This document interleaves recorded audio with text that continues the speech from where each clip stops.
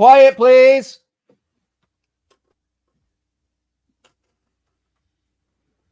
Is the MLS calendar actually switching? Summer amateur leagues reach their final stages, and what to do when a club legend departs?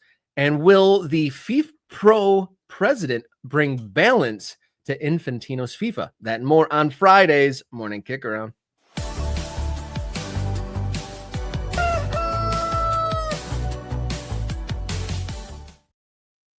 Hello and welcome to the show. The sound of Fran's Peckinpah means just one thing. You found your way to Morning Kickaround, the show where we cover the world's favoritist game from the world's favoritist country, coming to you live each Monday, Wednesday, Friday. I'm Robert Kerr, and in for the gallivanting Jason Davis, we've got producer Jenny Poynatsky. Welcome. Hello, everybody. Welcome to this side of the program, Jenny. Hello there. Thanks for having me. Everyone's going to get a new viewpoint here because I've been on the show before, just not for very long at any given time, just to pick one quick soccer game. But today you get the whole kit and caboodle of me and everything that I think about American soccer and anything else we come up with. Well, thank you for sitting in. I'm glad we are making the show go. I'll be out next week, so we're kind of doing our summer skeleton crew here, but glad to have a great show on the way. We're going to talk about the new FIFPro Chief, which is kind of essentially the players union. The first non-European is in the seat. So we'll get to learn about that a little bit later. We'll talk about the meetings, the votes that were or weren't held at the MLS meetings that were had, if you will. Yeah, discussions in MLS inner circles. Apparently, there's a new MLS 3.0 coming soon, and then we'll pick our Fab 4 games of the week. Good morning, Mr. Hunt, and all of our MK Ultras that are piling into the show here. Good morning to all and happy Friday. We blasted through the 3,000 subscriber mark this week. Thank you to everybody who's done so. 3,000 is a nice little number to hang the hat on, but just the beginning. So if you're watching this now and that subscribe button isn't lit up, click it now. It doesn't cost you a darn thing, and it helps us on this side a whole much. And then this is a interactive show. So, the more subscribers, the broader the conversation gets, the richer the conversation gets. In all honesty, we want to be a town square for the American soccer conversation. If you want to take your support up a notch, become an MK Ultra, a member of the Morning Kickaround YouTube channel. You just throw in $3.99 a month. You get priority commenting during live shows. You get early access to videos, bonus content, and access to the Morning Kickaround Discord server there. There's chat threads about local soccer, MLS, national team stuff, and general. And then my probably my favorite thread is the introductions, people kind of opening up where they're coming from and their I'm a soccerholic sort of introduction story. I've been enjoying that. And producer Jenny hops in there quite a bit, throwing in the caveat about the stadium incident in Detroit this week, which was a fun little side note that got some activity in the chat. If you're a member, you are familiar with a few of my thoughts. That's correct. Yeah, and if you want to support the show outside of the YouTube sphere, we have another spot you can go, coffee.com/morningkickaround. You can see that on the screen. And there's specific fundraisers.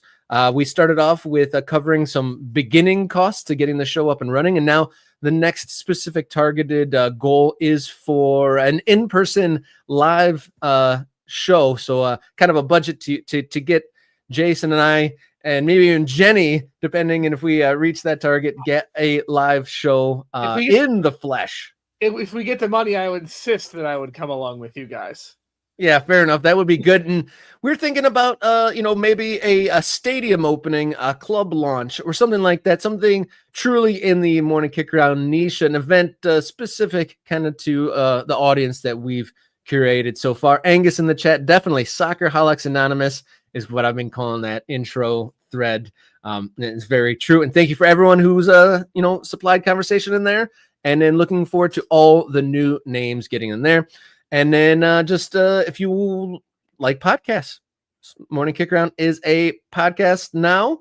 You can find us on any of your favorite audio platforms, and I'm still wrapping my head around it. Spotify, you can watch us as a video podcast on Spotify. So a lot of options to take in morning Kickaround content, become an MK Ultra, join the movement, and I think it's probably about time to hit segment. So let's get Friday morning rolling with some long balls here on Morning Kickaround.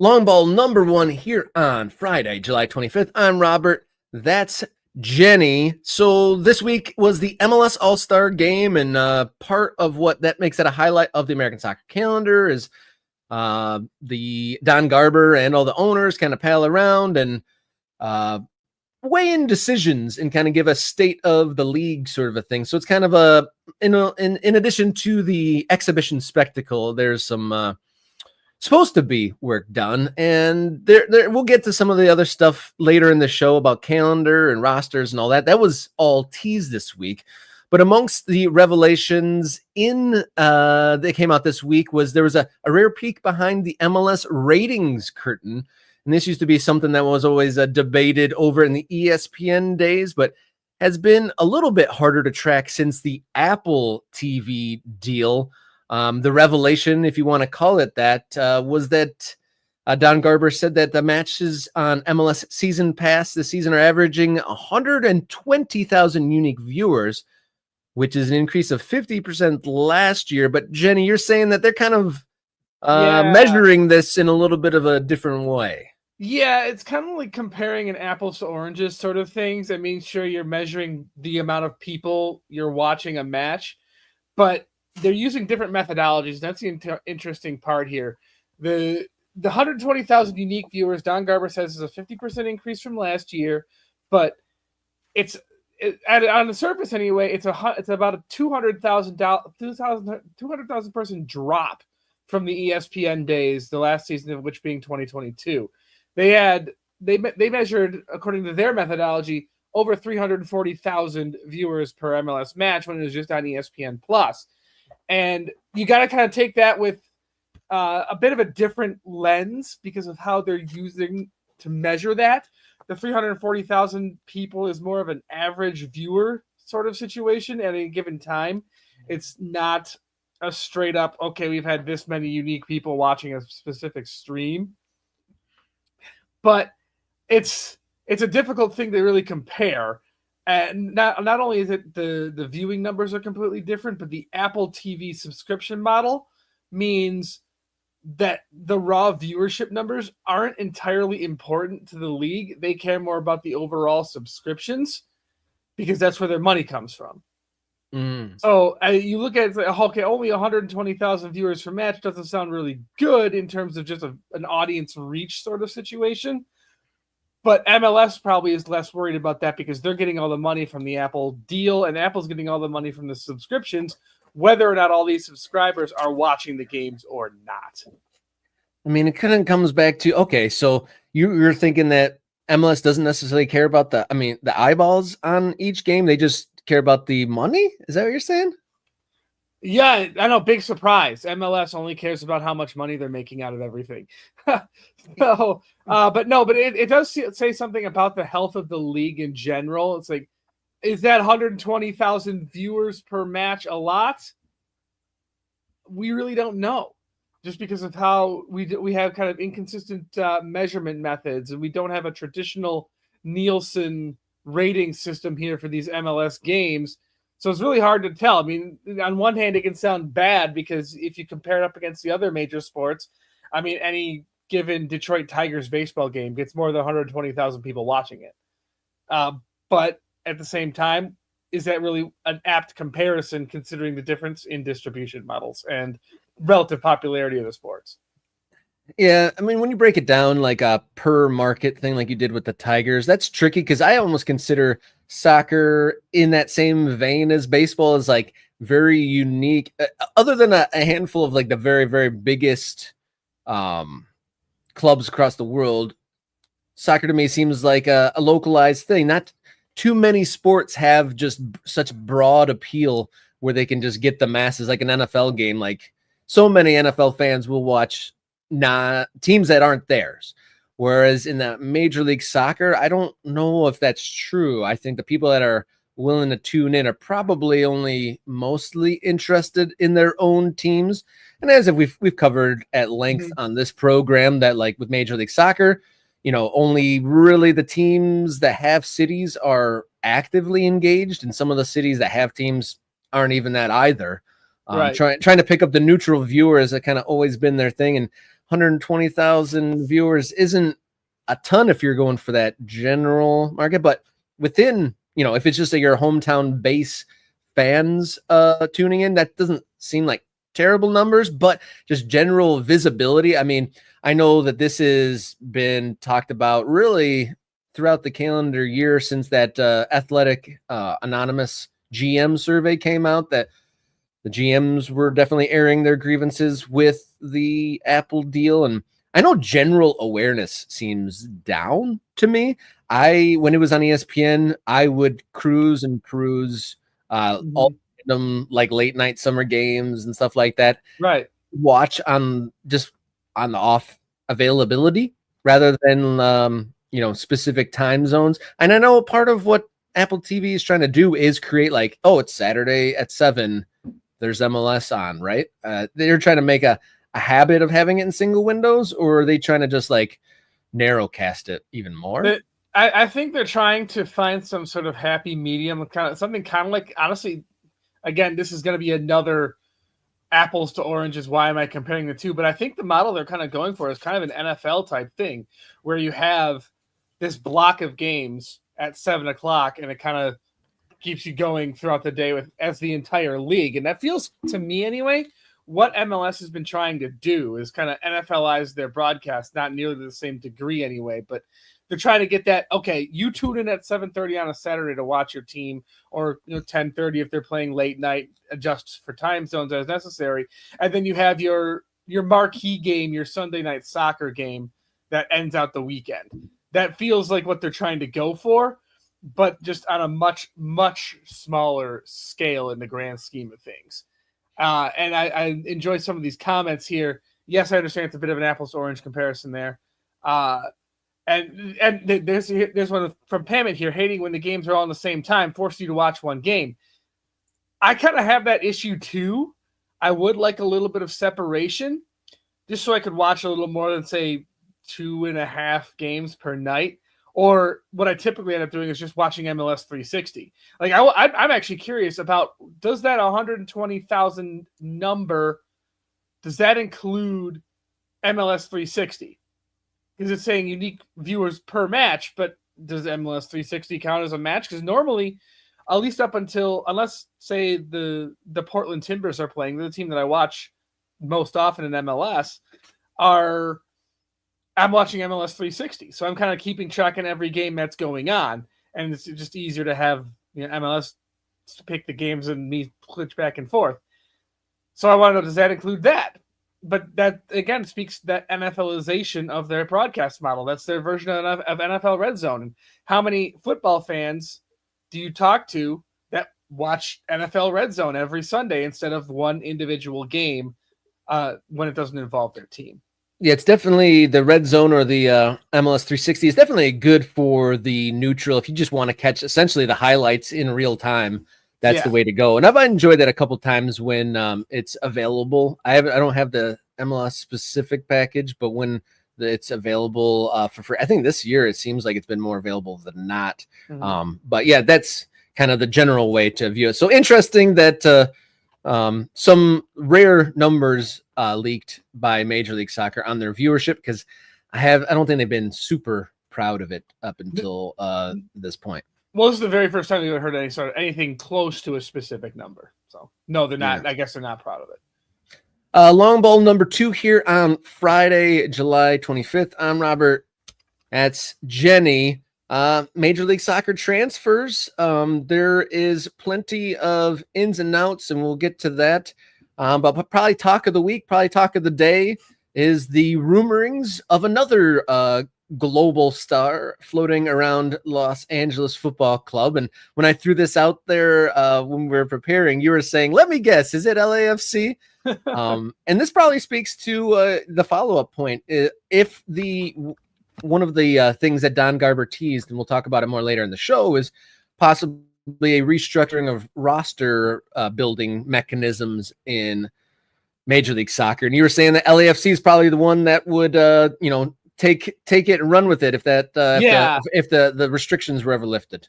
Yeah, we'll talk about more about that during our hot topic. But the latest name to float around here in MLS circles is Heung-min Son coming to LAFC. And if that surprises anybody, it really shouldn't, because it feels like they're the team that, along with Inter Miami, is always looking for the next big name to come to MLS. And they have the resources and kind of the market in which to do it.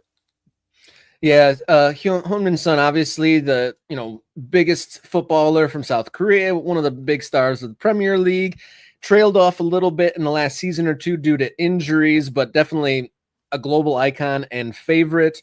This speculation comes partly because last year Tottenham just triggered a 1-year extension rather than giving him a full new deal. In the past, he has turned away lucrative deals from Saudi Arabia, and a source said LAFC have made it clear they're willing to act if Son is willing to leave Spurs this summer. So that would be a huge boon. Hopefully he's healthy enough to have a real contribution, because Son, when healthy, is probably one of the most exciting players playing this game.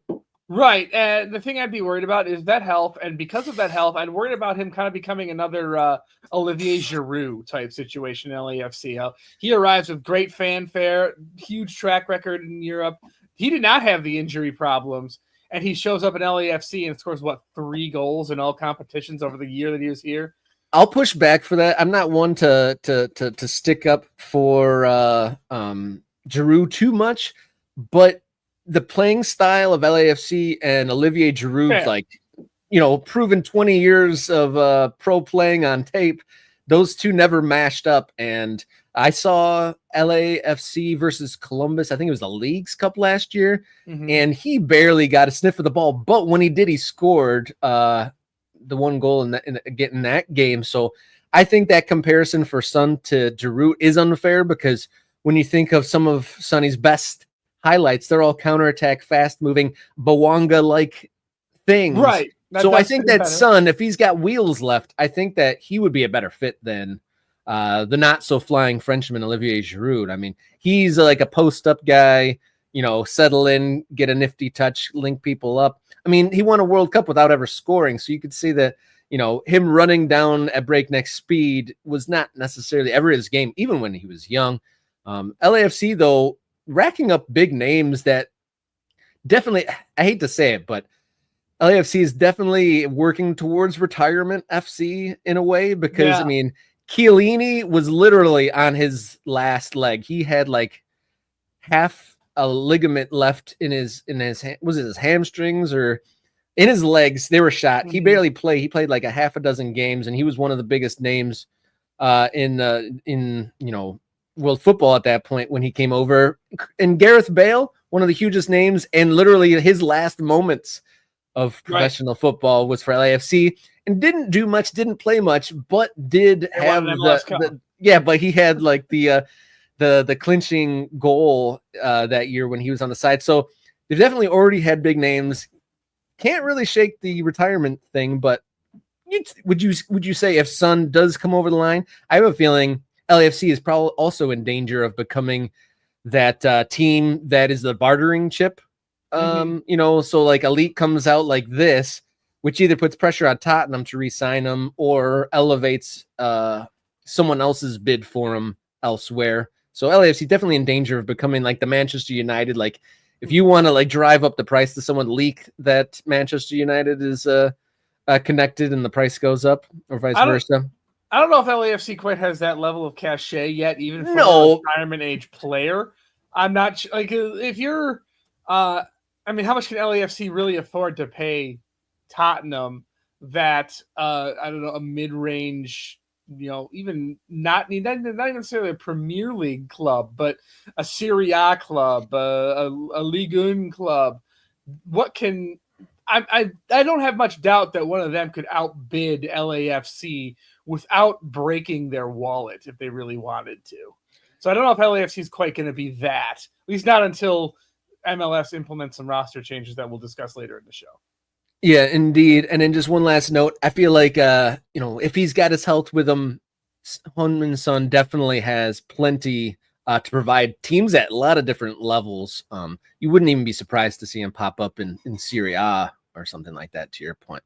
Moving on to long ball number 3 here on Friday, July 25th. It's time for the Fab Four. This is the 4 top games to watch in North America this weekend. This is an interactive segment on the show, and because we don't have Jason, there is 2 picks for you guys to grab a hold of. Jenny's going to lead off with the first pick. I'm going to go second.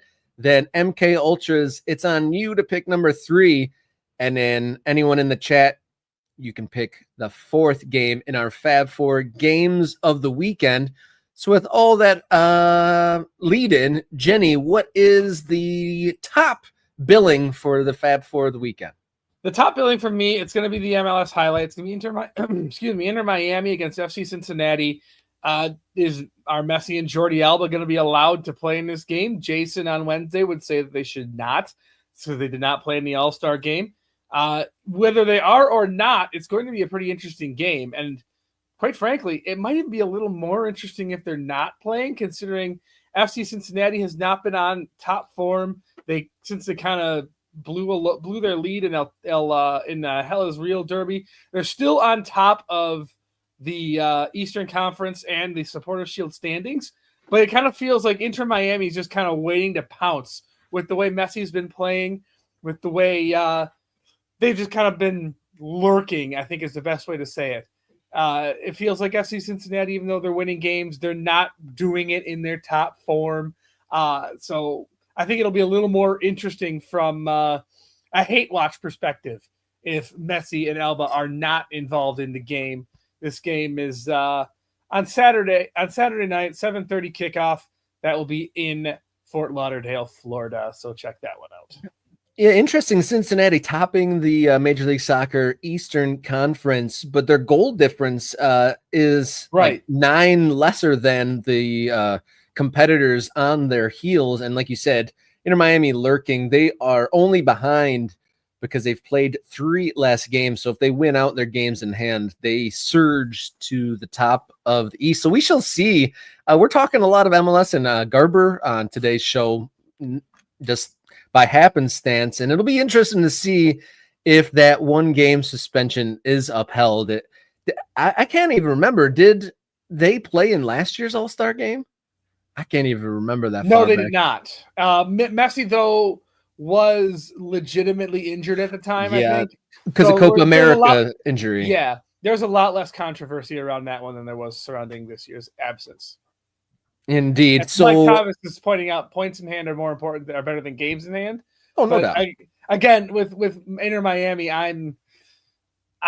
they can make, with 3 games in hand on Cincinnati, they can make up that 7-point gap.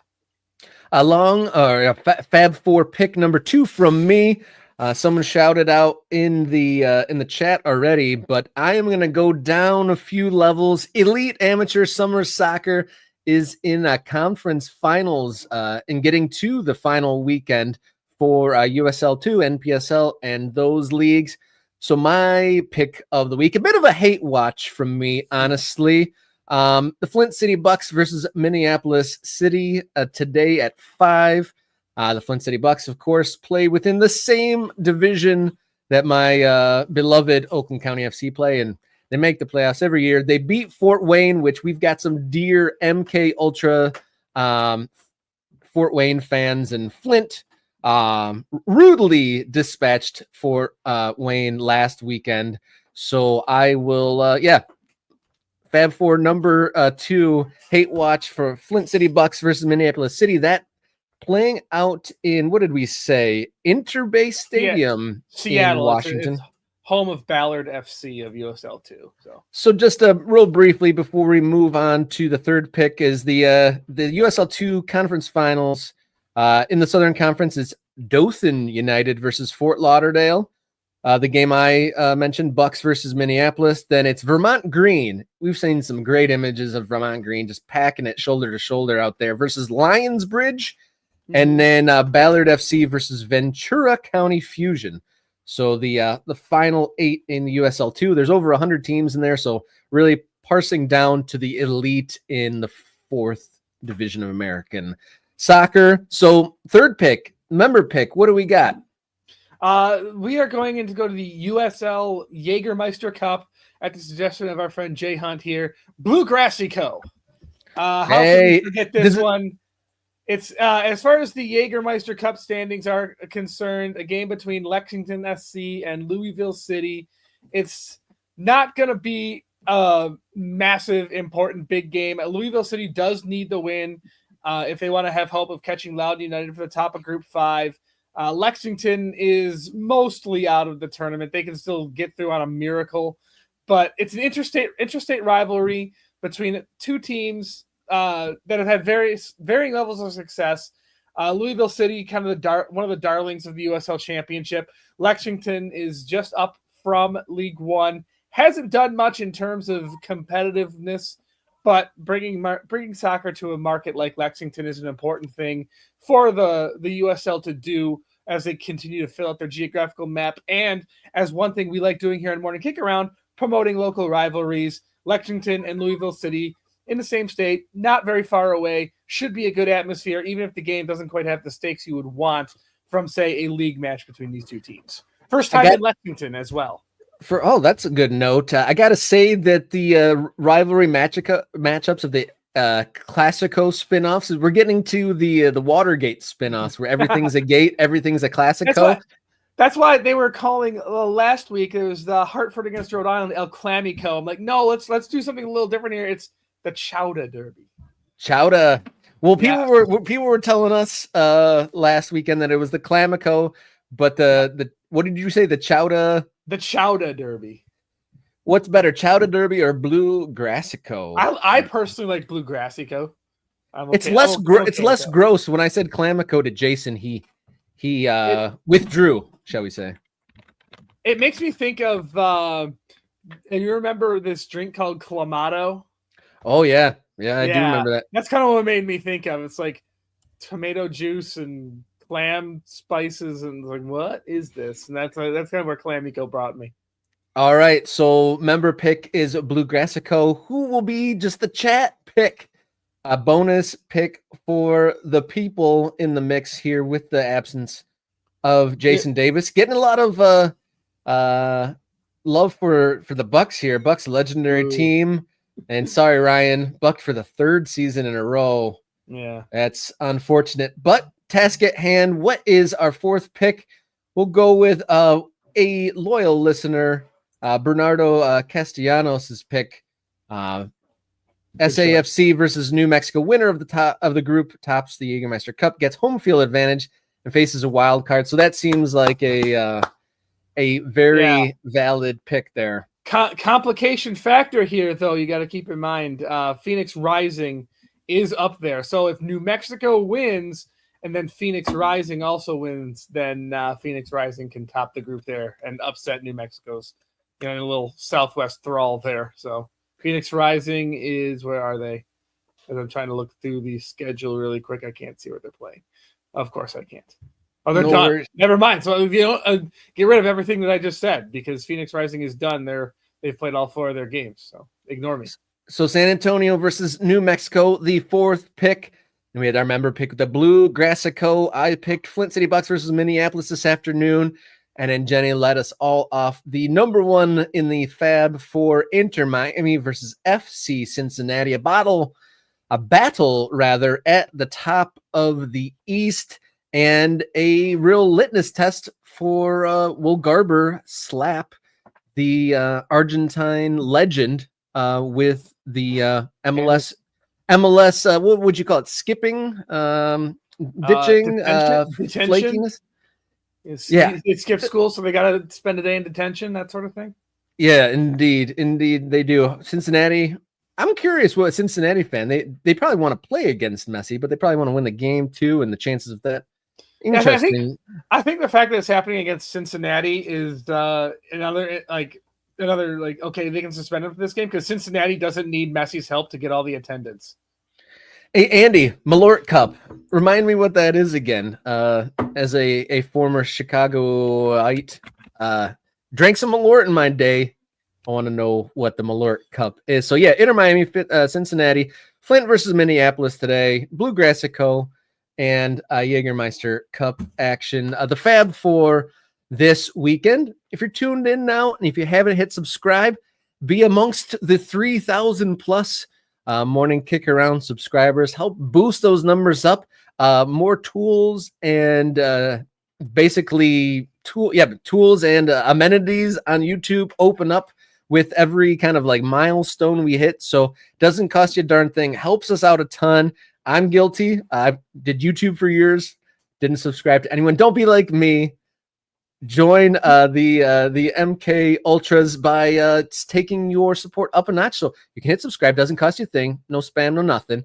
And then you can increase your support for the team here at Morning Kick Around. If you're able to, $3.99 a month, you become an MK Ultra. Priority commenting on screen, access to the Morning Kick Around Discord server, early access to videos, bonus content, and more. And it helps us out a whole bunch. Broaden and add depth to the town square we are trying to have for the American soccer conversation. You can also support on coffee.com/morning kick around. We got some specific fundraising goals there. You can follow us on social media. We got a boost in Blue Sky numbers this week. Follow us at mkickaround on X, Instagram, and Blue Sky. Or you can write us a note, morningkickaround@gmail.com. We get tons of comments on the videos, and those are great. But if you want to elaborate a little bit, it's easier to consume with an email rather than a YouTube comment, even though we love those comments there. And then you can also find us as a podcast. Search Morning Kick Around on your favorite podcast platform. All right. We are at the top of the hour, halfway through the show, and we're going to get into today's hot topic here on Morning Kick Around.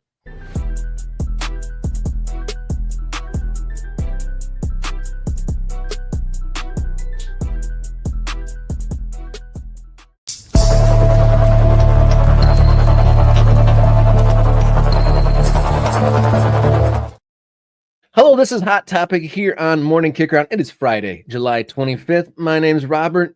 We got Jenny in for Jason. Is it blockbuster or bluster over the All-Star break? Paul Tenorio wrote an article saying that Major League Soccer leadership and Don Garber are hinting at a 3-tier change coming to Major League Soccer. And you kind of, in Paul Tenorio's article in The Athletic, kind of broke it down into 3 separate pillars for what is to come. But I think this whole All-Star break was a bit of a tease. A story came out at the beginning of the week saying the Philadelphia ownership, they're going to vote. You know, they were leaning towards voting for the calendar switch. But in the end, before we get to the changes, I mean, I think the biggest news was they teased calendar shift votes, but it didn't happen, Jenny. Yeah, it does seem like there's a lot of support for the calendar change within the MLS ownership ranks. The Tenorio article, I think, mentioned 27 out of 30 owners have been supportive of the switch to the fall-spring calendar, which makes you feel like it should have happened already. But I think they're also realizing that making this calendar switch, particularly in the time span they want to make it in, is a lot more difficult than you'd think it would be. Just considering you're either going to have a really, really long regular season, or you're going to have an extremely long off season. And there's a lot of logistics that kind of need to be planned out. There's some talk about this going on in our Discord server about how would you actually physically execute this switch. And I think that is the bigger holdup here. It's like, how do you put one system on pause and then ignite the next one? Exactly. Yeah. So it's like, okay, so typically your MLS season is ending in December and then starting up again in late February, early March. So do you spread out this, like if you're going to make the calendar switch for, say, the 2026 regular season in 1 year, do you extend this playoff season, kind of drag it out into, say, the new year and then start your new season up late? I mean, it's very difficult to organize, and I think as much as they would like to kind of get this in for the 2026 World Cup, I'm not entirely sure it's possible. Are we gonna see a long off season after this winter? Are they gonna wait a year? It's like there's so much that needs to be figured out. That's why I don't think they voted on it.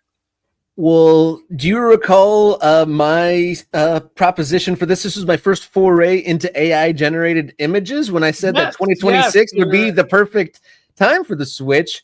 And then because the summer will be occupied next summer with the World Cup, obviously, and this season ends in December. So a couple months ago, you could look back on the morning kick around. This is probably like early. This is like a December, January episode. I thought of a spring blowout American soccer spectacular tournament to fill that spring before. I mean, the Club World Cup kind of took my thunder a little bit there. I was saying like get monster trucks, flamethrowers, like rappers, going across the field, just like Americanize a crazy tournament in the spring to get people excited and to obviously, have everyone in action and playing. And then it would be the one time where you could just have like a weird one-off event. The World Cup happens, and then in the fall, that's when the new format change would happen.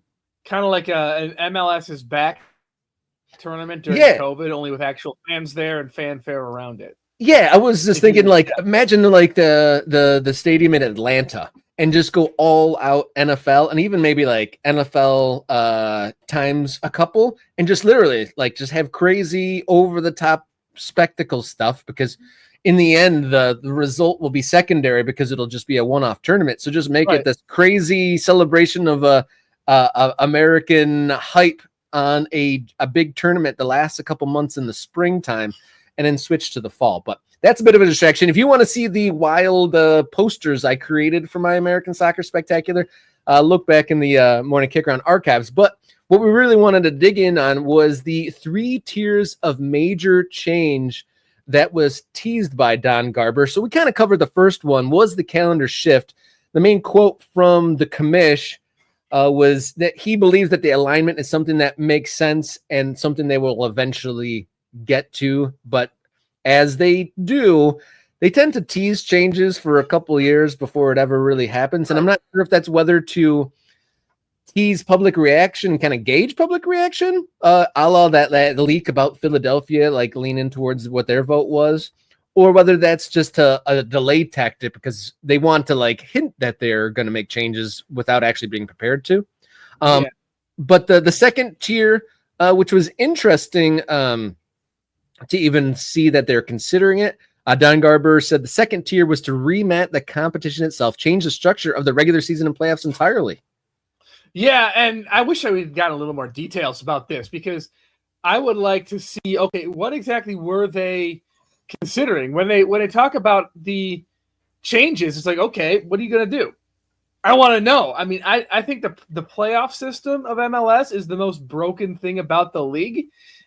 More so than the roster rules, more so than the calendar, more so than the lack of promotion and relegation. I think the playoff system, they broke it themselves and need to fix it. That's the one thing. I want more details. Like, what do you mean by revamp the competition?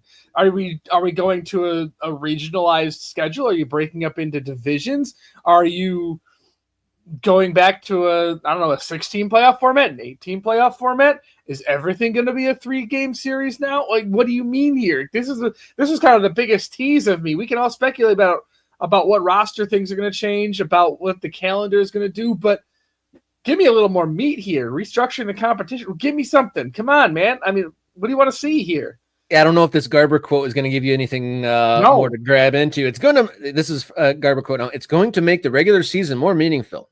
It'll be more aligned with the rest of the world in terms of how they play their competition. And I think our playoff format will be really cool, unique, and very different from anything else that happens in North America. So very much boilerplate stuff there. But Can you remember the format of the playoffs that was the most ideal, or is it always just run into that November international break, which just like takes all momentum out of the playoffs recently? No, the playoff format that I liked the best was the one they used was for a few years, starting in 2015, where it was 6 teams in each conference make it. The top 2 teams get their first round bye, kind of like the old NFL style. The first round was a single game elimination.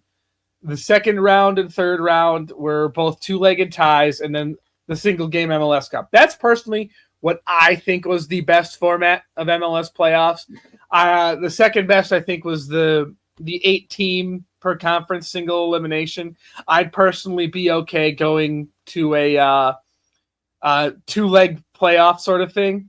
I hate the 3-game series that we have in the first round right now. I agree. That was a bit of a mess, but it also led to, one of the quote unquote biggest upsets in MLS playoff history with the record breaking Inter Miami being humbled over across the 3 games against lowly Atlanta. Yes, and a similar sort of thing happened in the first year of this format.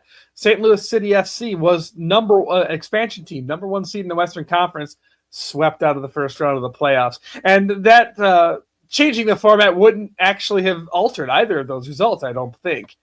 So I think that Miami might I think they won that first game, if I'm not mistaken, because they forced the third game by winning. That second one last year, and you could argue both ways that was an excellent example of that working, but you could also, depending on how you argue, we eliminated the record-breaking regular season team, and it's interesting, international media covering it, because international media have gleamed onto Inter Miami failing last year because they went out in the first round of the playoffs, even though in their minds classically they won the league, they won the table, they broke the record for most points in the season, but it's wild because of that first round exit. It was deemed a failure, and just like that boilerplate line of it being a failure, I've heard English pundits say, they fell short last year, which is a wild take, which inevitably they did do, but in European parlance they dominated. Right, but by the standards they are measured by, they did fall short, and that's we talked about the Americanization of everything. That's a uniquely American thing for the most part, where a team has a bonkers regular season and then crashes out in a winner take all situation in the playoffs. I like that. I find it's kind of exciting. I think the 3-game series are kind of clunky. And their reasoning for it could be solved in a way that is a lot less clunky. They just want more games. And you can guarantee more games by doing 2 legs in each round. Don't even get me started on the play-in round between the 8 and 9 seed. It's like, come on, man. Chris C's comment there, fewer teams qualify the playoffs. I agree. Anytime more than half of the teams in your league are qualifying for the playoffs, that's too many. Not enough teams get eliminated. There's not enough jeopardy in the regular season, especially without any threat of relegation. And that's a problem I have in a lot of sports. I'll keep it to soccer here, but it's like more than half of your teams are making the playoffs. The way it would be at most in MLS right now should be 7 per conference, where you have a first seed getting a first round bye and the other 7 teams playing in a first round, kind of like a format they had done a few years ago. MLS, the playoff system is broken. I hate it. Yeah, it's trouble, and I still haven't quite gotten over the fact that the regular season you can be the best ever, and then you're a failure if you lose in those postseason games. I mean, you and I are both Detroiters. We suffered through many seasons of the Detroit Red Wings being the hands down the best team in hockey, and then losing in the playoffs. And they did win, 4 Stanley Cups over 10, 12 years, but it could have been a whole lot more. I think I want to address another one. The thing with Mike Thomas saying, single elimination is the best. I'm inclined to agree with that too a little bit. I still think 2 legs would be a little more interesting, I guess, just because of you'd guarantee an extra game, give another team a home game. But the single elimination is kind of nice. I've been on the beneficiary of an upset in a single elimination game. Detroit City FC's only playoff win came when they were number 8 seed at Pittsburgh, and they scored this little fluky goal late in the second half that ended up winning them the game. I was just kind of watching it. Okay, don't get your ass kicked here, but then they came out and they won together. Whoa, what the hell just happened? And that really felt like they stole that. Right? Oh, absolutely, they stole that. Yeah. But that was the Detroit City team, though. They were a smash and grab, play defense first, hope they get the one goal smash to win the game, and that's how they did it in the playoffs that year. So the third tier in Paul Tenerio's athletic article that Don Garber laid out was so vague, but worth mentioning. He said a review of Major League Soccer's entire roster strategy. He intends to modernizing MLS's roster rules to allow it to truly compete in the global market and by extension field more competitive teams. I mean, that could be the most minuscule thing. Like we need to add a couple more DPs, or that could be we're having a salary cap with no, that could be anything. That could the dream, I think, that most people say is it completely unshackles the teams entirely. I don't think it'll go that far. That would be really nice. But... There's still NFL owners in the league, so right, yeah. There's I think more importantly, there are still American owners in the league that come from this salary cap structure of other American sports. What I would like to see, again, they didn't give a lot of details on this, but I'm gonna just float what I would want to see teams do is instead of having salary cap, GAM, TAM, the alphabet soup of MLS funny money that we have now, you kind of just give every single team, this is the amount of money you have to spend on players, be it salaries, transfer fees, signing bonuses, whatever it is. You have, I'm just kind of shooting from the hip here, you have $20 million to spend however you like. You can use that $20 million on player salaries, on transfer fees. You can still have your designated players that can make whatever they want while only counting to the minimum charge. That's fine. But basically, just stop handicapping teams and how they spend their money. Yeah, I agree. I put the comments up a minute ago. MK Ultra member at Mike Thomas saying, set a cap, set a floor, build how you want. And the cap isn't the problem. The designations are. And it's obviously my top one right there. Yeah, the web has untangled a bit. When I first started really digging into Major League Soccer, when I moved to Chicago in 2010, just having an international player or like a transfer was almost like unheard of. It was very insular system, like reaching outside of the MLS bubble or transferring anyone out of it was way more complicated than it is now. And definitely teams didn't seem as willing to do it. It was only for a unicorn type player that they'd pull them out. But now, there's comings and goings all the time. That's part of what I think is Major League Soccer has, pushed on beyond their borders, so to speak, in that aspect. But yeah, if you make it more difficult to come to the league, how is that going to help if we are truly, or if Major League Soccer is truly interested in the product? Why put so many things that inhibit the teams from getting what they specifically want? Because for a long time, it seemed like they just got a player and they figured it out from, we got a player. Let's see how we can plug them in. And that's not very exciting for anyone. If that's if it's just like, we got this guy from a mid-table team in Sweden. Oh, sweet. Like, what are you going to do with that? But a review of our entire roster strategy, says Don Garber. So I'm sure if that bluster, original question, is this all blockbuster or bluster stuff? I'm leaning towards bluster, or at least just teasing to keep people, following the thread. I think I'm leaning towards bluster as well. I think it's more than just a tease. I think it's a hype up sort of thing. And then when they make these changes, particularly this, whatever the competition reformat's going to end up being, and the roster rules, it's going to ultimately be underwhelming. It's going to be something that they're going to hype up as a big change, but it's not actually going to do what the soccer hipsters like us want. Yeah. I mean, all the designations and all that going out the window. Could be something as huge as that, like, no restrictions of this or that, or maybe what you wanted, like the have a floor and a ceiling, but it's more likely like you can add another DP or something like that. Will probably right. And that's kind of what I'm worried that it's going to end up being. We'll see how it goes as the story develops, and that whole changing the calendar at 2026 seems slimmer, I would say. It feels like a long shot, like they won't be able to figure out the logistics of it all. Like it was already a long shot, but now if they weren't going to make a concise effort on it at a year away, then it would be hard to think that they'd change anything at this point. So thanks for all the comments on this video. And if you'd like to get your name up on the screen, you become a member of the channel, become an MK Ultra, you get priority commenting. So you can subscribe. That costs you absolutely nothing. Helps us out a lot. We just passed 3,000 subscribers. But then you can take it up a notch, become an MK Ultra, $3.99 a month.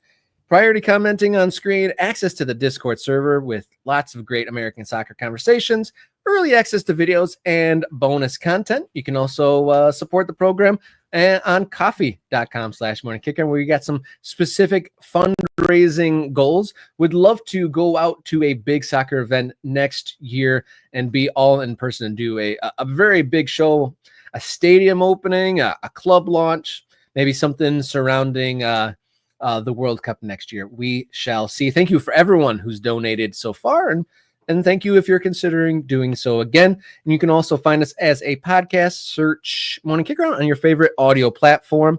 You can find us on the social medias at Morning Kickaround, X, Instagram, and Blue Sky for now. And you can also write us a note, morningkickaround@gmail.com. We are going to come back in just 1 second. Our last segment of the week. Big question coming up right now here on Morning Kickaround.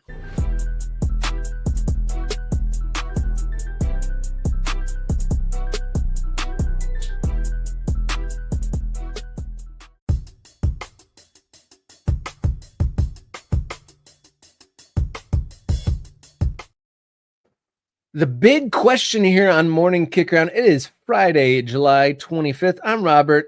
That's Jenny in for Jason here today. For this final segment of the week, I kind of wanted to break down an article that was somewhat buried on The Athletic, but I think it's encouraging at least. There is an article from Ashley Pellet on The Athletic about the new FIFPro Chief, Sergio Marchi. Will he be able to provide balance to Infantino's FIFA leadership? For context, FIFPro is essentially the International Soccer Players Union, and Marchi is the first non-European chief of this organization, which was launched back in 1965. So just that is a notable fact. But he has started his reign by stating that this is a quote from him: "The biggest obstacle to FIFPro today is the autocracy of the FIFA president." He says that when the big shows that Infantino likes and the ends and the lights go down, that's when the real world begins. When in the spectacle of the tournaments like the World Cup and the Club World Cup mask a harsher truth in the game. Do you think that, this is an encouraging start, and we could even talk about the FIFPro in general, where it's at, but is that encouraging that there is someone in the leadership position, pushing back to Infantino, because there's not a lot out of there? I think it's absolutely what the players need, because over the past few years, schedule congestion is kind of the main driver of grievances from the players' ranks, I imagine. They've been making enough money. They've been getting their benefits and all that. And relative to American sports, the global soccer system is very player friendly until you get to schedule congestion. That's where FIFA, the players, kind of need to strike a little more of a balance. And it's where that autonomy that Gianni Infantino is expressing is really coming from, where it's like there is nobody meaningfully pushing back. There's a lot of words being spread around from the players' side and mostly, honestly, from the fans' side. And I'm hoping that a new kind of motivated leader of the players' union can kind of step up and push back against really the ultimate greed of Gianni Infantino and his cohorts of just wanting more money. That's really the only benefit behind this. Nobody, other than financially speaking, nobody has asked for a Club World Cup. Nobody has asked for a more expanded World Cup. Nobody's asking for any of this stuff. And I think it's about time that the players, who are probably really the only meaningful agent capable of pushing back, I think it's about time that they step up and do something about it. And I'm hoping that a new non-European kind of anti-establishment FIFPro Chief is able to actually get this job done. Yeah, he's got some great quotes in this article. These events weren't created by Infantino. They exist because of the players and the fans. He's not a owner of football. He's just a manager. And he also goes on to say that FIFA has systematically ignored the fundamental rights of the people who make the game possible, the players. The story goes on. He was scathing about FIFA's decision to stage the Club World Cup in 100-degree weather in the United States. Quote again, "It's perverse to schedule matches at noon in heat, that kind of heat. What are they waiting for? A tragedy? A collapse on the field? It's not just planning, it's disrespectful." And I thought this was an interesting one. He's talking about not being interested in self-preservation and trying to speak truth to power. And here is an example of that is Enzo Fernandez criticized conditions after the game, but most of the time players are afraid to speak up because this could hurt their careers, but it's up to people like me, representatives, to speak for them, and I will. No shade to his predecessors, but I don't recall FIFPro really pushing back against leadership like this. And, I claim ignorance if that's happened in the past, but it's encouraging that someone is talking about self-sacrifice, speaking truth to power to benefit others and not just career preservation, which across the board in the world we need more of, but it's encouraging because we are soccer lovers that it's happening here too. Yeah, and I think part of the problem too is just kind of the sheer size of FIFPro. I mean, FIFPro represents soccer players globally. It's not like the MLS Players Union where it's only representing the MLS players. It's a lot easier to kind of get a message across and get a majority of the players on board with a various movement or something. And we've seen it in MLS where they've threatened to strike. I don't know if FIFA, I don't know if they have the courage to do some sort of global strike where it's like, okay, we're going to stop playing these soccer games unless we start getting a little bit of reform around here. And that's where the career preservation thing kind of comes in, is these players are just, they want to play soccer. It's what they want to do. And they don't want anything to get in the way of that. And we need a little more courage in the ranks of the union if they want to step up and actually make meaningful change and make their careers ultimately better, even if it means they need to sit out a few games and sacrifice some paychecks. Yeah, and also interesting about the quotes here from the new FIFPro chief is that I'm having a hard time finding it here, but he's an Argentine, has served in a similar role in Argentina for 28 years. And he grew up in Argentina in the 70s. And he said he saw Friends of Spoke Out disappear and various things like that. And he's saying that he's not willing to do that in this sort of instance, like basically speaking more to the point of like willing to speak truth to power and not as interested in his own self-preservation. And he's also talking about players not in the spotlight, lower down in the divisions. Quote from Marchi again, "More than half of professional players aren't currently being paid their wages. Thousands of players are locked into contracts that are being violated. Many face abuse, physical, psychological, and financial that spills over into their family lives." While FIFA boasts 2.5 million tickets have been sold for the Club World Cup, The distribution has not been democratic. We're in the 21st century and thousands of players go unpaid.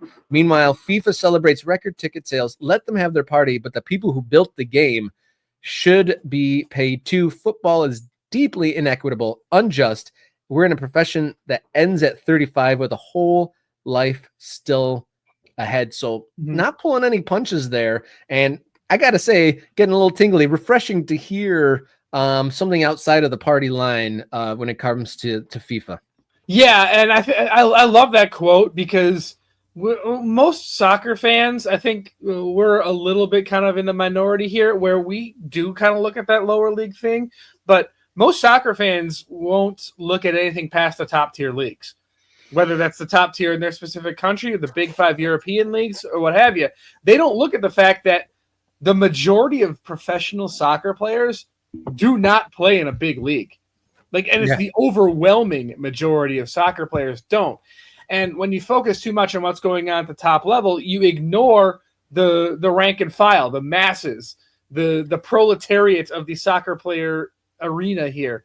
And I like that this new guy, he's speaking up for the little guy, speaking up for the masses, trying to get everybody on better footing and not just those that play for the Manchester Uniteds, the Real Madrids, and even going down the Southamptons, the Newcastle Uniteds, the still top tier but less high profile clubs. But yeah, at those levels, that's the minority. Those are the people are getting paid, people are getting taken care of, and all that, and that's just not the case in so many places across the world. But the French third tier, whatever the lowest tiers of professional soccer, the Croatian third division or what have you, that's where these problems exist, and that's probably where they need the most fight. And also, to be fair, Major League Soccer has helped Central and South Americans in that regard, because a lot of the players, like, while the wage on paper doesn't blow your hair back, they know that they're going to get paid. Right. Where that's not necessarily the case if they're playing in the Honduran Premier League or whatever the top league is called down there, right? Yeah. So, I mean, I guess there's counterpoints everywhere, but Sergio Marchi, the new leader of FIFPro, got some good quotes there. Before we wrap up, I'm going to kind of throw you on the spot here, Jenny. Okay. I seen as how you're wearing that shirt. There was big news from Detroit City FC. Former coach and longtime sporting director or general manager of Detroit City FC departs immediately midweek by surprise. What is your thoughts and where do they go?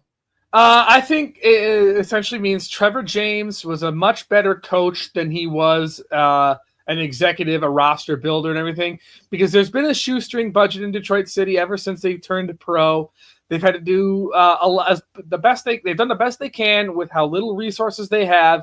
And I think Trevor James as the coach was kind of the magic dust that made that whole thing work. And all due respect to Danny Dicchio, but you see this year when they lose some of their top talent, Maxi Rodriguez left, they're missing something. And Trevor James, as sporting director GM, wasn't entirely able to bring all that in. And as Mike Thomas says, spooked by the dead body.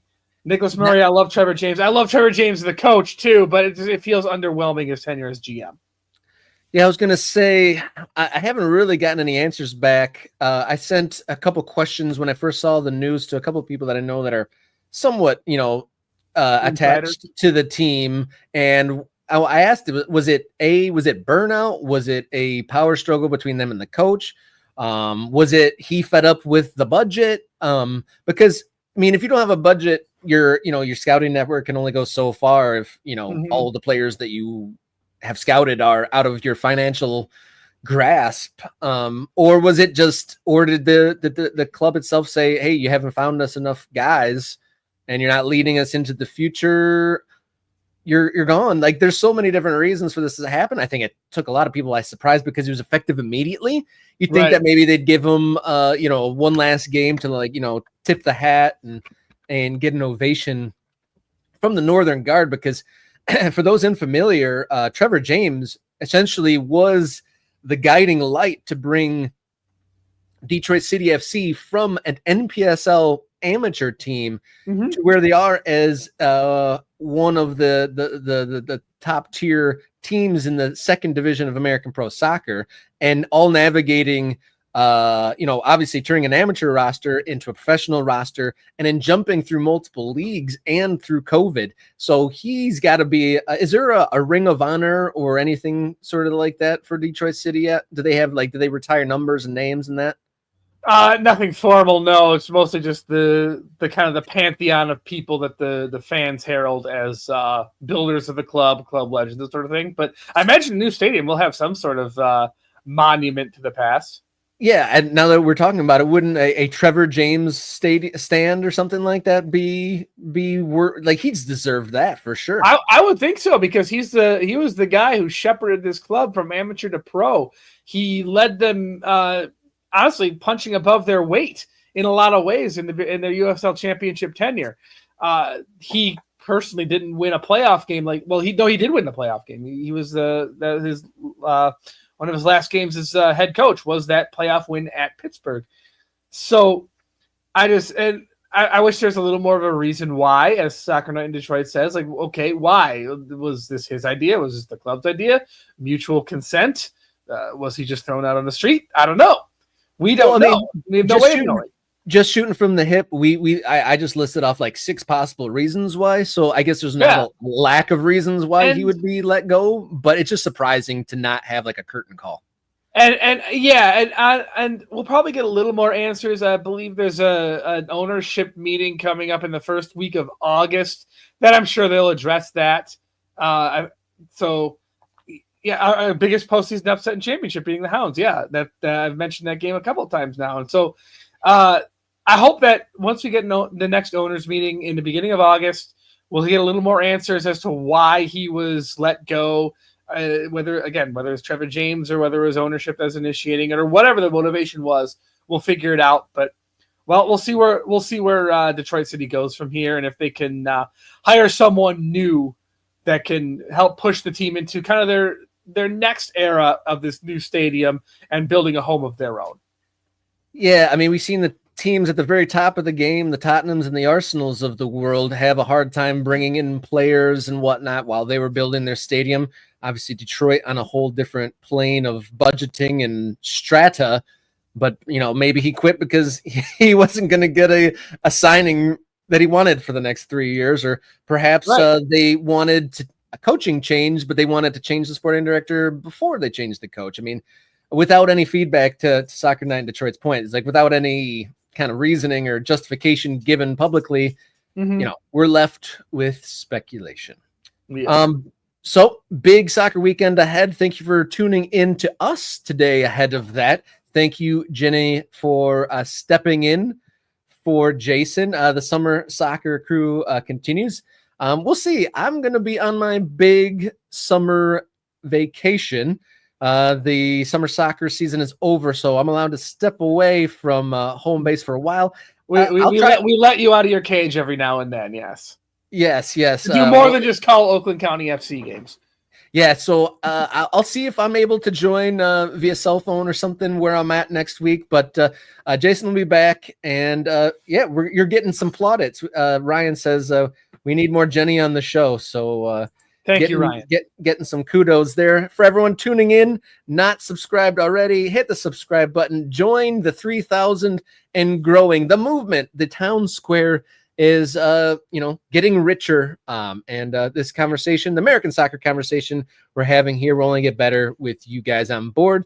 If you want to take your support for the show up a notch, $3.99 a month is all it costs to become an MK Ultra. You'd become a channel member here on Morning Kickaround. You get early access to videos, you get bonus content, and you get priority commenting on screen during the live programs. And access to our wonderful Discord server. That's my favorite. That's my favorite part, to be perfectly honest. I love hearing all the listeners when we're not on the show and what their thoughts are and all their fun ideas. It really has been great to kind of extend the show. Because on the weekends, there's obviously a lot of games and action going on, and can wake up on Saturday morning and pick up the soccer conversation once again there on the Morning Kickaround Discord server. $3.99 a month. You get access to the Discord server and all the other things I just mentioned. If you want to write us a note, morningkickaround@gmail.com. We've got a lot of nice notes. We probably should dip into our ProRel manifestos. Oh, yeah. Again, we got a couple we haven't gotten to there yet. You can also follow along on social media at mkickaround, X, Instagram, and Blue Sky. And I think ko-fi.com/morningkickaround. If you want to donate outside of the YouTube strata, there we got some specific fundraising goals, including a on-site appearance from Morning Kickaround, which would probably be totally awesome. We should make a list of 2026 events that could be in the crosshairs for an on-site broadcast, perhaps. But there you go. Yeah, a lot of stuff. We'll always take suggestions on those. Yeah, we'll take suggestions on those for sure. So thank you, Jenny, once again. Thank you, viewers. And until next time, everybody, enjoy your soccer.